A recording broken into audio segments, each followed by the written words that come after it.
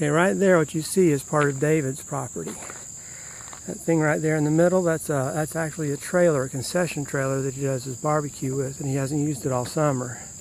So as far as we know, he hasn't done any smoking or barbecuing in a year.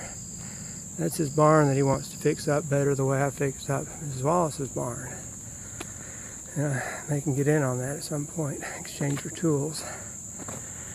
But this is the front of the house. It hasn't been mowed in a while, probably about a month now since the person came out to mow it. It's real pretty when it's mowed down. Even in the wintertime when the grass has died down and stuff and you got a clear view, it's pretty.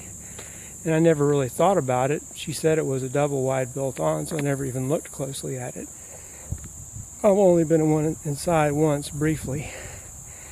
Like I say, this is almost 1.93 acres. So the property itself extends, there's a mailbox right there that's probably close to the edge of the property line. Property line probably goes another 35 feet beyond that, maybe to where that pole is, and then goes straight down. And it becomes when I say straight down, I mean it goes down steep after you see that. This is an outbuilding that's still part of the property. It's basically just a storage building, although it's lit and has electricity already in it. Evidently he used to keep chickens because that little bitty thing built onto it is actually an itty bitty little chicken house. And it doesn't smell at all. He's been using it for storage evidently for years, but this is the view of the house from this side.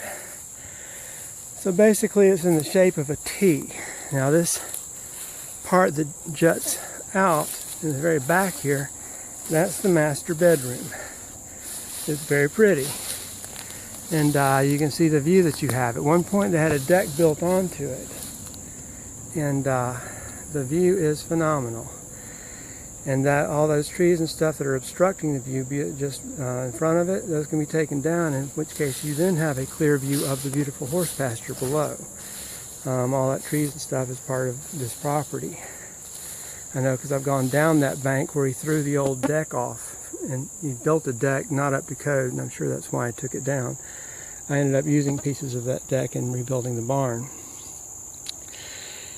But it's built up on a foundation stone, natural stone foundation. I don't know if that's cover of cinder block or what, but it's, pretty.